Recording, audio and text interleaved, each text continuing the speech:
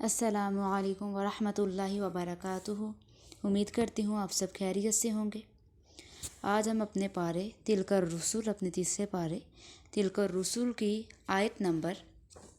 267 سے لے کر 274 تک ترجمہ اور تفسیر سیکھیں گے۔ ٹھیک ہے، تو جیسے کہ ہمارے پچھلے لیسن میں بھی آیات زیادہ تھی جس کا ہم نے ترجمہ کیا، ٹھیک ہے، ترجمہ اور تفسیر والی آیات، اور آج کے لیسن میں بھی ہماری زیادہ آیات ہوں گی جس کا ہم ترجمہ اور تفسیر کریں گے۔ ٹھیک ہے، اب جلدی سے ہم اپنی آیت نمبر 267 اوپن کر لیتے ہیں۔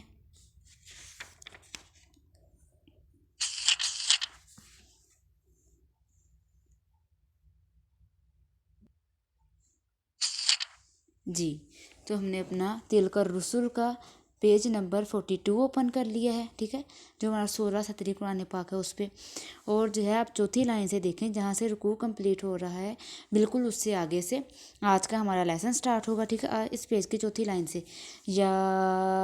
ایھا الذین آمنوا، یہاں سے لے کے اور اس پیج کے دیکھیں رکوع سے آگے، ربوع سے آگے، ٹھیک ہے، یہ ربوع لکھا ہے نا، اس کا مطلب ہے کہ ہمارا ایک پارے کا پاؤ ہو گیا۔ ٹھیک ہے، ایک پارے کے 4 حصے کرتے ہیں نا، اور 4 حصوں میں سے پہلا پارا ہمارا کمپلیٹ ہو جائے گا آج انشاءاللہ۔ ٹھیک ہے، اس سے زیادہ ہی ہو جائے گا، اور آج کا ہمارا لیسن کمپلیٹ ہوگا۔ ٹھیک ہے، یہاں سے دیکھیں وَلَا خَوْفٌ عَلَيْهِمْ وَلَا هُمْ يَحْزَنُونَ، اس پیج کی 7ویں لائن سے، ٹھیک ہے، اور آیت نمبر ہماری بن رہی ہے 274، 274، ٹھیک ہے، اس پیج کی 7ویں لائن سے دیکھیں وَلَا خَوْفٌ عَلَيْهِمْ وَلَا هُمْ يَحْزَنُونَ، ٹھیک ہے، وَلَا خَوْفٌ، یہاں تک ہمارا آج کا لیسن کمپلیٹ ہوگا۔ ٹھیک ہے، اس رکوع سے چلتے ہوئے چلے اب ہم جلدی سے سٹارٹ کر لیتے ہیں۔ ٹھیک ہے، اس پیج کی چوتھی لائن سے دیکھیں جہاں سے رکوع کمپلیٹ ہو رہا ہے اس کے بالکل آگے سے اعوذ باللہ من الشیطان الرجیم، بسم اللہ الرحمن الرحیم، یا ایھا الذین آمنوا، اے ایمان والو، انفقوا من طیبات، خرچ کرو ستھری چیزیں، ما کسبتم، اپنی کمائی میں سے، ومما اخرجنا، اور اس چیز میں سے کہ جو لکم من الارض،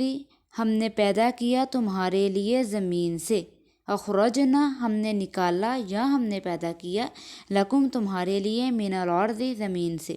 اس میں اللہ پاک بندوں کو فرما رہے ہیں کہ اے بندو، اے ایمان والو، اللہ کے راستے میں ستھری چیزیں، مطلب کہ جو اچھی چیزیں ہیں ستھری، ان چیزوں میں سے خرچ کرو جو تم نے اپنی کمائی میں سے کیا ہے۔ ٹھیک ہے، جو تمہاری کمائی میں سے چیزیں ہیں کہ جو اللہ نے تمہیں زمین سے دی ہیں۔ وَلَا تَيَمَّمُوا الْخَبِيثَ، اور قصد نہ کرو گندی چیز کا، منہ، اس سے، تنفقون، اس کو خرچ کرو۔ ٹھیک ہے، اور گھٹیا گندی چیز کو خرچ کرنے کا تم ارادہ نہ کرو۔ وَلَسْتُمْ بِآخِذِيهِ إِلَّا أَن تُغْمِضُوا فِيهِ وَاعْلَمُوا أَنَّ اللَّهَ غَنِيٌّ حَمِيدٌ، حالانکہ تم اس کو کبھی نہ لوگے مگر یہ کہ چشم پوشی کر جاؤ۔ ٹھیک ہے، إِلَّا أَن تُغْمِضُوا فِيهِ، مگر یہ کہ تم چشم پوشی کر جاؤ، وَاعْلَمُوا، اور جان رکھو کہ ان اللہ غنی حمید، بے شک اللہ تعالیٰ بے پرواہ خوبیوں والا ہے۔ ٹھیک ہے، اللہ پاک تو خود بے پرواہ خوبیوں والا ہے۔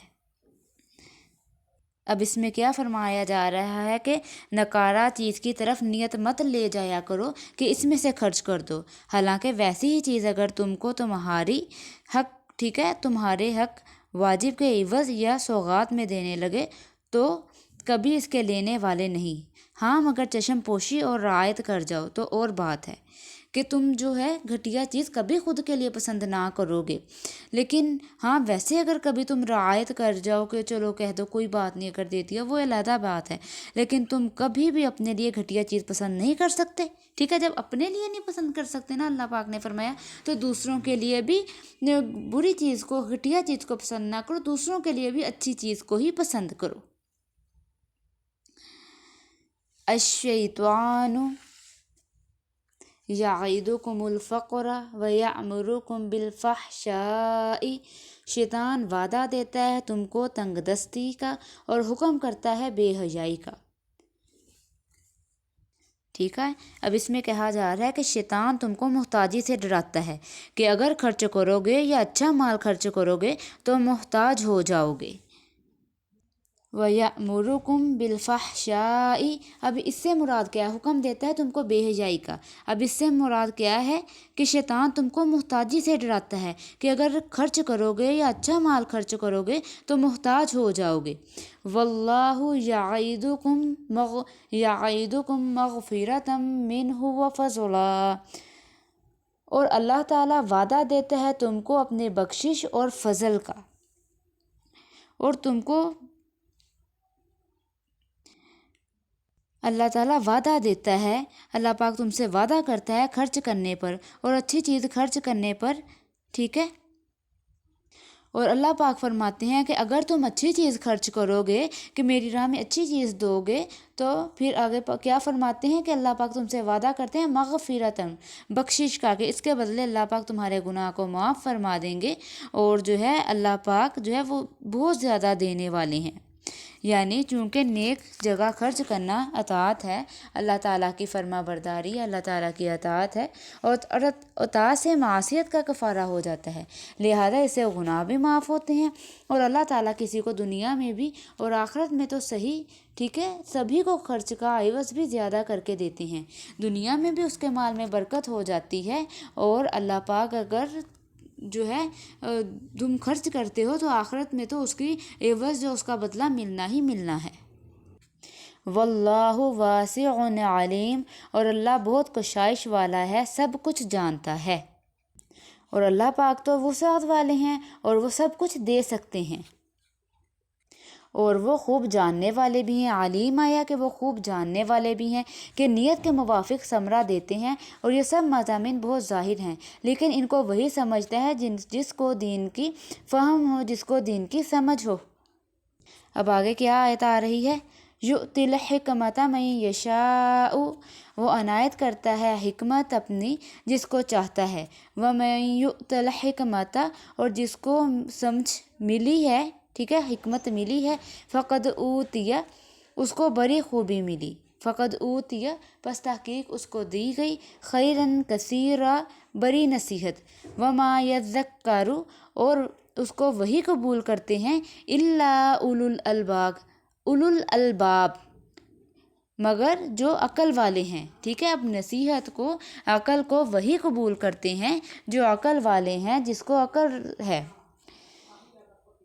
اور اللہ تعالیٰ دین کا فہم جس کو چاہے دے دیتے ہیں، اور سچ تو یہ ہے کہ جس کو دین کا فہم مل جائے اس کو بڑی چیز مل گئی، کیونکہ دنیا کی کوئی نعمت اس کے برابر نفع نہیں، اور نصیحت وہی لوگ قبول کرتے ہیں جو عقل والے ہیں، یعنی جو عقل صحیح رکھتے ہیں۔ وما انفقتم من نفقۃ، اور جو خرچ کرو گے تم خیرات، او نظر تم، یا قبول کرو گے، من نظر، کوئی منت تو، فإن اللہ یعلمہ،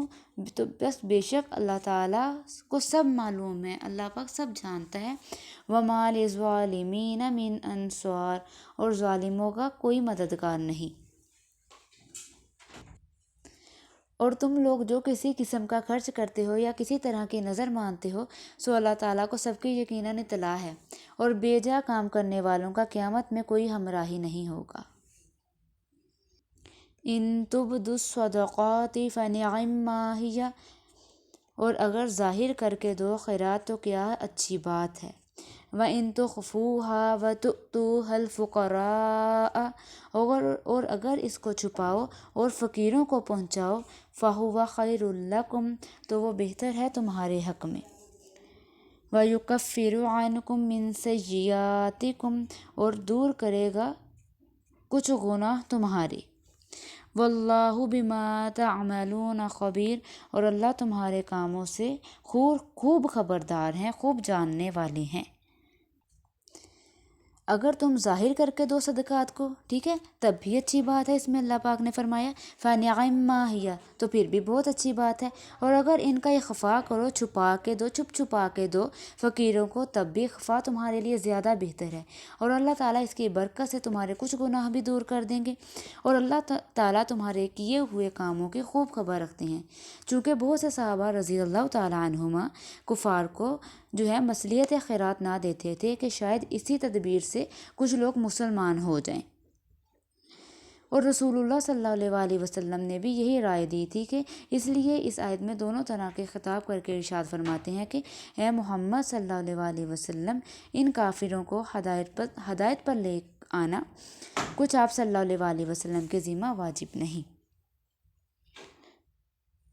اور اس میں اللہ پاک نے فرمایا اگر تم صدقہ کسی کے سامنے دو، ظاہری دو، لیکن نیت تمہاری خالص اللہ کے لیے ہو، تب بھی ٹھیک ہے، اور اگر چھپا کر دو تب بھی ٹھیک ہے، تب زیادہ بہتر ہے۔ تو پھر اس طرح اللہ تعالیٰ تمہارے گناہ کو بھی معاف فرما دیں گے۔ لَيْسَ عَلَيْكَ هُدَاهُمْ وَلَكِنَّ اللَّهَ يَهْدِي مَن يَشَاءُ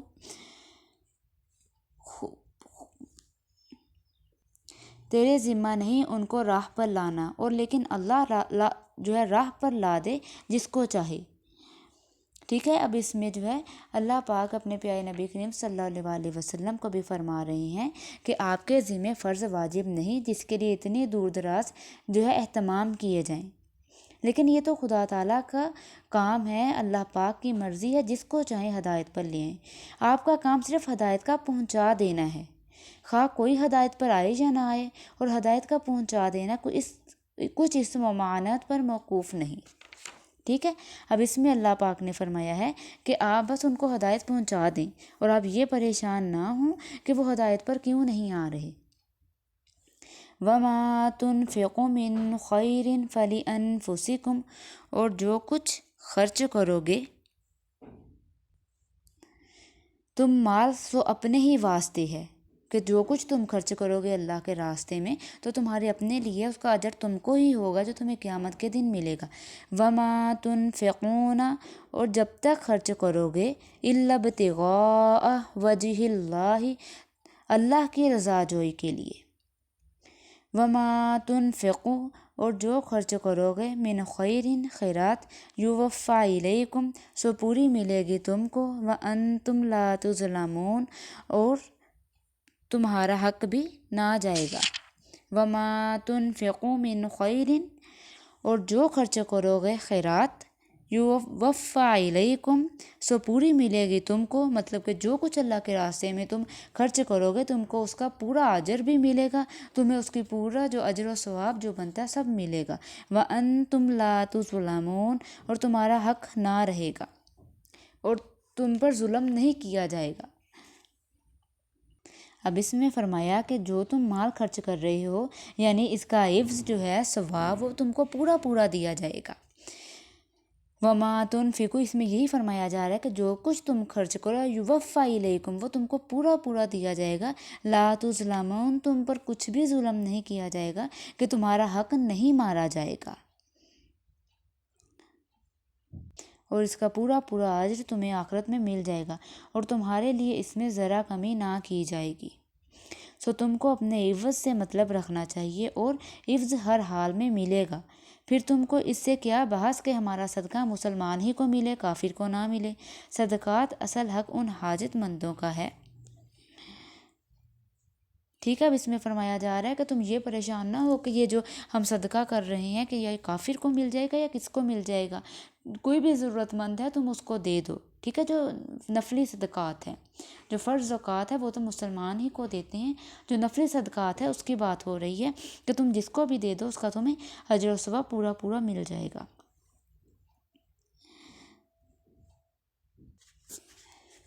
لِلْفُقَرَاءِ الَّذِينَ اُحْصِرُوا فِي سَبِيلِ اللَّهِ خیرات ان فقیروں کے لیے ہے جو رکے ہوئے ہیں اللہ کی راہ میں۔ احصروا جو رکے ہوئے ہیں اللہ کی راہ میں، لا یستطیعون ضربا وہ چل پھر نہیں سکتے، فی الارض ملک میں، وہ نہیں استطاعت رکھتے، وہ نہیں طاقت رکھتے چلنے کی زمین میں، ملک میں۔ یحسبہم الجاہل، گمان کرتے ہیں ان کو جاہل، اغنیاء، مالدار، من التعفف، ان کے سوال نہ کرنے کی وجہ سے۔ تعریفہم، تم پہچانتے ہو ان کو، بسیماہم، ان کے چہرے سے۔ لا یسألون الناس، وہ نہیں سوال کرتے لوگوں سے، الحافا، لپٹ کر۔ وما تنفقوا، اور جو کچھ خرچ کرو گے، من خیر، نیک کاموں میں سے، فإن اللہ بہ علیم، بس بے شک اللہ تعالیٰ اس کو جانتا ہے، اللہ پاک کو اس کی خوب جو خبر ہے۔ اب اس میں فرمایا ہے کہ اصل حق تو ان حاجت مندوں کا ہے جو مقید ہو گئے اللہ کی راہ میں، یعنی دین کی خدمت میں لگ گئے اور اسی خدمت میں مقید اور مشغول رہتے ہیں، ٹھیک ہے۔ وہ لوگ طلب معاش کے لیے کہیں ملک میں چلنے پھرنے کا عادتاً امکان نہیں رکھتے، اور ناواقف ان کو مالدار خیال کرتا ہے۔ اور اس میں جو ہے اللہ پاک کے اب جو نیک بندے علماء بھی آ گئے، اور جو مسجدوں میں رکے رہتے ہیں، جو ہے وہاں پہ نماز پڑھاتے ہیں، اور قاری صاحب آ گئے جو مدارس میں پڑھاتے ہیں، فرمایا کہ ان پر بھی خرچ کرو، ان میں ان کا بھی آ جاتا ہے۔ دیکھیں نا، تو جیسے کہ آ رہا ہے کہ جو اللہ کے دین کی خدمت کے لیے خود کو قید کر دیا ایک جگہ پہ، اب ان میں جو ہے قاری صاحب بھی آ گئے، اور مدارس کے جو ہے قاری صاحب جو بچوں کو حفظ کرواتے ہیں، کہ وہ ان کو ہے جو اتنی کم مال دیا جاتا ہے کہ جو ان کی ضروریات بھی مشکل سے پوری ہوتی ہیں، اور وہ جو ہے پورا صبح سے لے کے شام تک انہوں نے وہاں پہ رہنا، جماعت بھی کروانی، بچوں کو حفظ بھی کروانا، ناظرہ بھی پڑھانا، اب وہ وہاں سے نہیں نکل سکتے، اس لیے اب ان کا حق بنتا ہے کہ ان کو بھی حق دیا جائے، کہ لوگوں سے وہ سوال بھی نہیں کرتے، ٹھیک ہے، اور وہ سوال سے بچنے کے سبب سے، البتہ ان لوگوں کو ان کے طرز حیت سے پہچان سکتے ہو۔ اب یہاں پہ ذکر آ رہا ہے کہ تعریفہم بسیماہم، کہ تم پہچان لو گے ان کو ان کے چہرے سے، مطلب کہ جو سفید پوش ہیں، کہ جو غریب ہیں لیکن اپنی عزت کی وجہ سے، اور جو ہے ان کو اتنی عزت کی کہ اللہ پاک جو ہے ہمیں اس پہ گناہ نہ دیں، اپنی ایک عزت رکھتے ہیں، لوگوں سے سوال نہیں کرتے، اور کبھی ایسے بھی ہوتا ہے وہ بھوکے رہتے ہیں، تو فرمایا کہ تم ان کو ان کے چہروں سے پہچان لو گے، ایسے لوگوں کو تلاش کرو اور جو زیادہ ضرورت مند ہیں، اور ان کی ضروریات کو پورا کرو اور ان پر خرچ کرو، جو لوگوں سے مانگتے نہیں ہیں، لوگوں کو تنگ نہیں کرتے ہیں، ان کو لپٹ کر نہیں مانگتے، ان سے بھیک نہیں مانگتے۔ وما تنفقوا من خیر، اور جو کچھ تم خرچ کرو بھلائی میں سے، اپنے نیک مال میں سے، فإن اللہ بہ علیم، بس بے شک اللہ تعالیٰ اس کو جانتا ہے۔ اب اللہ تعالیٰ کو اس کی خوب اطلاع ہے، اور لوگوں کو دینے سے ان کی خدمت کا فی نفسی زیادہ ثواب دیں گے۔ الذین ینفقون اموالہم، وہ لوگ جو خرچ کرتے ہیں اپنے مال کو، باللیل والنہار، رات اور دن، سرا وعلانیۃ، چھپ کر اور ظاہر، فلہم اجرہم عند ربہم، بس ان کے لیے اجر ہے ان کے رب کے پاس، ولا خوف علیہم، اور نہیں خوف ہوگا ان پر کچھ بھی، ولا ہم یحزنون، اور نہ ہی وہ غمگین ہوں گے، اور ان پر کسی قسم کا غم نہیں ہوگا قیامت کے روز بھی، ٹھیک ہے۔ اب یہاں پر جو ہے ہماری آیات کا ترجمہ کمپلیٹ ہو گیا، رکوع سے اگلی آیت بھی ہو گئی۔ اب آپ کی اس پیج کی 7ویں لائن تک آپ کا ترجمہ اور تفسیر ہو گیا ہے کمپلیٹ، ٹھیک ہے، اور یہ آپ کی آیت نمبر 274 تک آیات کا ترجمہ اور تفسیر ہو گیا، ٹھیک ہے۔ اب اس میں بس کتنا رہ گیا ہے، اب ٹھیک ہے، ایک یہ پیج رہ گیا، اس کے بعد جو ہے الحمدللہ، ٹھیک ہے، تو یہاں پہ جو ہے آپ کا جو ترجمہ اور تفسیر کمپلیٹ ہو جائے گا،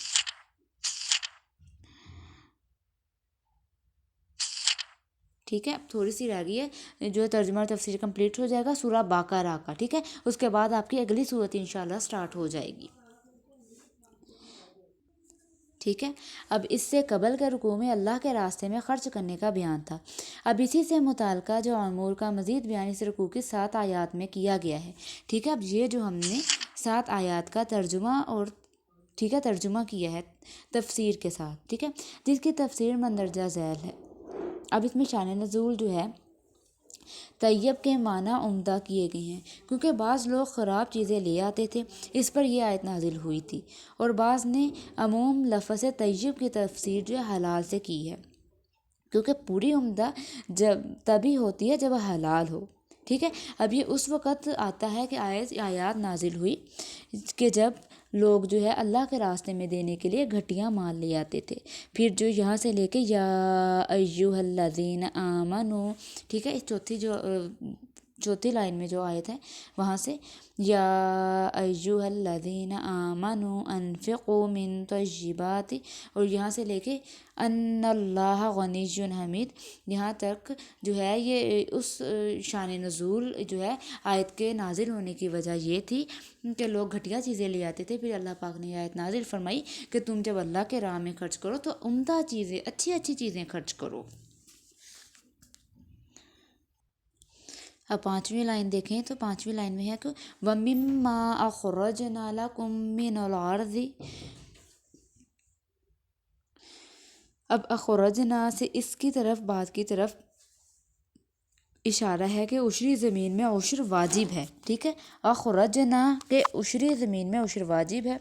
اب اس آیت کے عموم سے امام ابو حنیفہ رحمہ اللہ نے استدلال کی ہے کہ عشری زمین کی ہر قلیل و کثیر پیداوار پر عشر واجب ہے، ٹھیک ہے۔ اب جب وجوب عشر میں، ٹھیک ہے، سورہ انعام کی آیت جو نازل ہوئی ہے آتو حقہ یوم حصادہ، حصادہ کہ دو اس کا حق اس کے کٹنے کے دن، وجوب عشر میں بالکل صریح اور واضح ہے۔ اب عشر خراج شریعت اسلام کے دو اصطلاحی لفظ ہیں، ان دونوں میں ایک بات مشترک ہے کہ اسلامی حکومت کی طرف سے زمینوں پر عائد کردہ ٹیکس کی ایک حیثیت، ان دونوں میں فرق یہ ہے کہ عشر فقط ٹیکس نہیں بلکہ اس میں ٹیکس سے زیادہ اصلی حیثیت عبادت مالی کی ہے، مثلی زکوٰۃ کی، اس لیے اس کو زکوٰۃ الارض بھی کہا جاتا ہے۔ اب اگلی آیت میں آ رہا ہے الشیطان یعیدکم الفقر، اس پیج کی، ٹھیک ہے، 7ویں لائن دیکھیں، الشیطان یعیدکم الفقر، ٹھیک ہے، اس میں کہا گیا ہے کہ جب کسی کے دل میں یہ خیال ہے کہ اگر خیرات کروں گا تو مفلس ہو جاؤں گا، اور اللہ تعالیٰ کی تاکید سن کر بھی اس کی ہمت نہ ہو، اور دل چاہے کہ اپنا مال خرچ نہ کرے، اور وعدہ الہی سے اعراض کر کے وعدہ شیطانی پر طبیعت کو میلان اور اطمینان ہو، ٹھیک ہے۔ اب وہ کہے، اس میں فرمایا اللہ پاک نے کہ شیطان تمہارے دل میں ڈالتا ہے کہ اگر تم مال خرچ کرو گے تو کم ہو جائے گا، فرمایا نہیں، اگر تم مال خرچ کرو گے، اللہ پاک نے فرمایا، تو اللہ پاک اس میں برکت ڈال دیں گے۔ آگے آیت ہے یؤتی الحکمت، ٹھیک ہے، یہ دیکھیں یؤتی الحکمت من یشاء، اب لفظ حکمت قرآن کریم میں بار بار آیا ہے، اور ہر جگہ اس کی تفسیر میں مختلف معنی بیان کیے گئے ہیں، وہ تقریباً جو ہیں 30 ہیں، جو مفسرین کے جو جمع کیے گئے ہیں وہ 30 ہیں، مگر آخر میں فرمایا کہ در حقیقت یہ سب اقوال متقارب ہیں، ان میں کوئی اختلاف نہیں، کہ سب قریب قریب ہی ہیں۔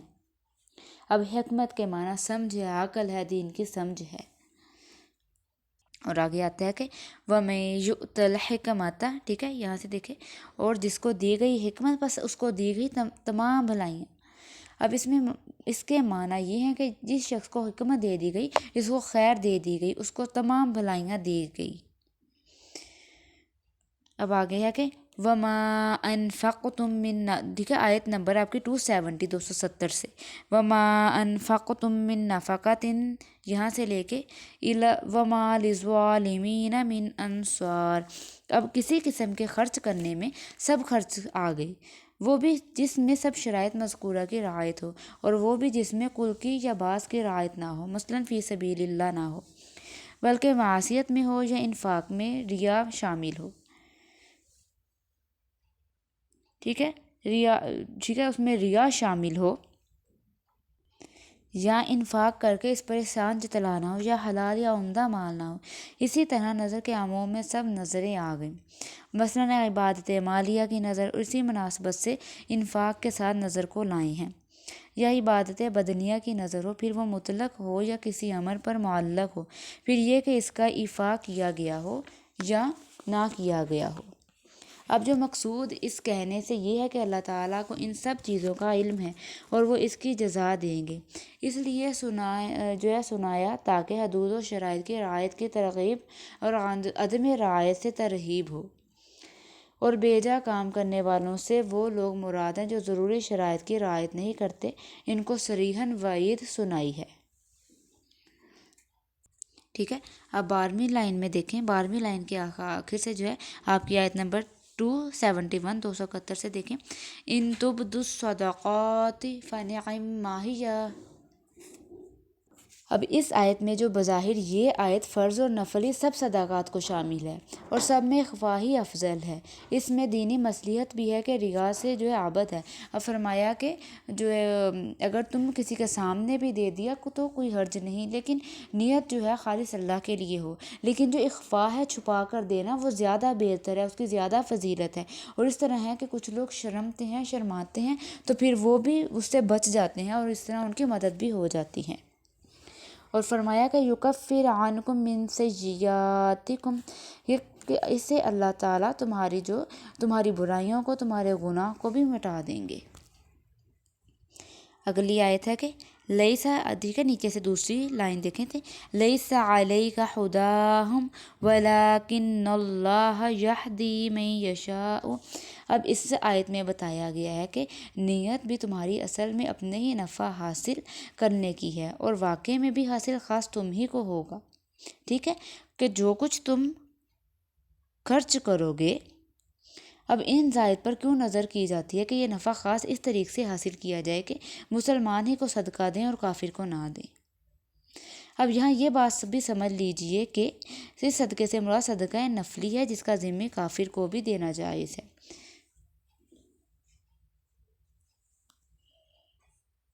زکوٰۃ مراد نہیں ہے، کیونکہ جو زکوٰۃ ہے وہ صرف مسلمان ہی کو دی جاتی ہے۔ اور جو پہلے آیت ہے لیس علیک ہداہم، اس میں ہے کہ نبی کریم صلی اللہ علیہ وآلہ وسلم کو فرمایا جا رہا ہے کہ آپ جو ہے کافروں کو بتا دیں۔ اب جو ایمان لے کے ماننا ان کے ذمہ ہے، اگر وہ نہیں مانیں گے تو اس کا آپ پر کوئی الزام نہیں ہے، لیکن آپ نے جو ان کو دعوت دی، ٹھیک ہے، تو آپ کو اس کا پورا اجر دیا جائے گا۔ اب اگلی آیت ہے کہ للفقراء الذین احصروا فی سبیل اللہ، اس پیج کی دوسری لائن دیکھیں کہ وہ لوگ جو یہاں، ٹھیک ہے، جو لوگ روکے گئے اللہ کے راستے میں، یہاں فقراء سے مراد وہ تمام لوگ ہیں جو دینی مشغولیت کی وجہ سے دوسرا کام نہیں کر سکتے، تو فرمایا ان پر خرچ کرو۔ ان پر خرچ کرنے کی بہت زیادہ فضیلت آئی ہے، کیونکہ اب وہ دین کے لیے رکے ہیں، اگر وہ نکل جائیں گے تو پھر دین کی خدمت کون کرے گا۔ اب اگلی آیت ہے کہ، ٹھیک ہے، اگلی آیت اسی آیت میں ہے کہ، ٹھیک ہے، تیسری جو ہے اپنے اس پیج کی جو ہے تیسری لائن میں دیکھیں، یحسبهم الجاہل اغنیاء من التعفف، یہاں فقراء سے مراد وہ تمام لوگ ہیں جو دینی مشغولیت کی وجہ سے دوسرا کام نہیں کر سکتے۔ ٹھیک ہے، وہ آ گیا۔ اب اس سے آگے جو ہے یحسبهم الجاہل اغنیاء، کہ اس آیت سے معلوم ہوا کہ اگر کوئی فقیر قیمتی کپڑے پہنے ہوئے ہو، اس کی وجہ سے اس کو غنی نہیں کہا جائے گا بلکہ اس کو فقیر ہی کہا جائے گا، اور ایسے آدمی کو زکوٰۃ دینا بھی صحیح ہوگا کہ جو مسلمان ہو، ٹھیک ہے، جس نے اچھے کپڑے پہنے ہو، دیکھنے میں ٹھیک ہو، لیکن پتہ ہو کہ جو غریب ہے لیکن اس کے جو اتنی وسعت نہیں ہے، یہ کپڑے جو ہے اس نے پہنے، اس کے لباس دیکھ کے صرف اس کو امین نہیں کہہ دیا جائے گا، یہ اس وجہ سے کہ وہ لوگوں سے نہیں مانگتا۔ تعریفہم بسیماہم، چوتھی لائن پہ دیکھیں، ٹھیک ہے، اس پیج کی۔ اب ہے اس میں اس سے معلوم ہوا کہ علامات کو دے کر حکم لگانا صحیح ہے، چنانچہ اگر کوئی مرد اس قسم کا پایا جائے کہ اس پر، ٹھیک ہے، اب ان کو جو ہے ان کی پہچان کر لیں، کہ ان کے پہچان سے بھی ان کے چہروں سے ان کو پہچان لیں۔ لا یسألون الناس الحافا، اس آیت سے بظاہر یہ مفہوم ہوتا ہے کہ وہ لپٹ کر نہیں مانگتے، لیکن بغیر لپٹ کر مانگنے کی نفی نہیں ہے، چنانچہ بعض حضرات کا یہی قول ہے، لیکن جمہور کے نزدیک اس کے معنی یہ ہے کہ وہ سوال بالکل ہی نہیں کرتے۔ ٹھیک ہے، کہ وہ سوال نہیں کرتے کہ اپنی عزت کا بھی خیال رکھتے ہیں، اور جو ہے ان کو اچھا نہیں لگتا وہ سوال کریں، تو اگر جو ایسے لوگ ہیں سوال نہیں کرتے، مانگ نہیں سکتے، تو سفید پوش ہے تو چاہیے ان کو تلاش کر کے خود ان کو دیں۔ اب 8ویں آیت ہے، ٹھیک ہے، الذین ینفقون اموالہم باللیل، یہاں سے ان لوگوں کے اجر عظیم اور فضیلت کا بیان ہے جو اللہ کی راہ میں خرچ کرنے کے عادی ہیں، جو اللہ کی راہ میں ظاہر اور چھپ کر اور دن اور رات اور جو ہے اور جو ہر ٹائم اللہ کی رضا حاصل کرنے کے لیے جو ہے اللہ کے راستے میں خرچ کرتے ہیں۔ تو فرمایا فلاحم اجرہم عند ربہم، فرمایا کہ ان کا اجر ان کے رب کے پاس ہے، ولا خوف علیہم، کہ قیامت کے روز ان پر کوئی غم کوئی پریشانی نہیں ہوگی، وہ اللہ کی رحمت میں ہوں گے، ولا ہم یحزنون، اور ان پر کوئی غم نہیں ہوگا، کوئی خوف نہیں ہوگا اور کوئی غم بھی ان پر نہیں ہوگا۔ اب جو روح المعانی میں بحوالہ ابن اساکر نقل کیا ہے کہ حضرت صدیق اکبر رضی اللہ تعالیٰ عنہ نے 40,000 دینار اللہ کی راہ میں اسی طرح خرچ کیے کہ 10,000 دن میں، 10,000 رات میں، 10,000 جو ہے خفیہ اور 10,000 علانیہ۔ بعض مفسرین نے اس آیت کا شان نزول اسی واقعہ صدیق اکبر رضی اللہ تعالیٰ عنہ کو لکھا ہے۔ اس کے شان نزول کے متعلق اور بھی بہت سے اقوال ہیں، ٹھیک ہے، اور اس کے بارے میں ویسے بھی آ گیا کہ جو اللہ کے راستے میں زیادہ خرچ کرتے ہیں، کہ جو اللہ کی رضا تلاش کرتے ہیں، تو ان کے لیے جو ہے اللہ کے پاس بہت زیادہ اجر و ثواب ہے۔ اب جہاں پہ جو ہے ہماری اس کی تفسیر بھی ہماری 8 آیات کی کمپلیٹ ہو گئی، ٹھیک ہے، آپ اچھے سے اس کا ترجمہ دیکھیں اور تفسیر دیکھیں، اور جو سمجھ نہ آئے تو وہ کمنٹ میں پوچھ لیا کریں، انشاءاللہ میں آپ کو ضرور بتاؤں گی۔ اور اگر کوئی جو ہے میرے سے ویسے پرسنل پڑھنا چاہے، ٹھیک ہے، واٹس ایپ پہ یا اسکائپ پہ، زوم ایپ پہ، جیسے بھی، ٹھیک ہے، تو میں وہ بھی پڑھا دوں گی انشاءاللہ، تو آپ مجھے کمنٹ میں بتا دیں، ٹھیک ہے، تو میں آپ کو بتا دوں گی، اور جو ہے پھر میں آپ کو اپنی انسٹا کی آئی ڈی دے دوں گی، تو پھر وہاں سے آپ رابطہ کر کے اور جو ہے آن لائن بھی پڑھ سکتے ہیں، ٹھیک ہے۔ کسی نے ناظرہ پڑھنا ہو یا کسی نے قرآن پاک کا ترجمہ تفسیر کرنا ہو یا حفظ کرنا ہو، ٹھیک ہے، دین کے کوئی بھی احکام سیکھنے ہو، جتنا مجھے آتا ہے انشاءاللہ میں آپ کو ضرور سکھاؤں گی۔ صدق اللہ العظیم۔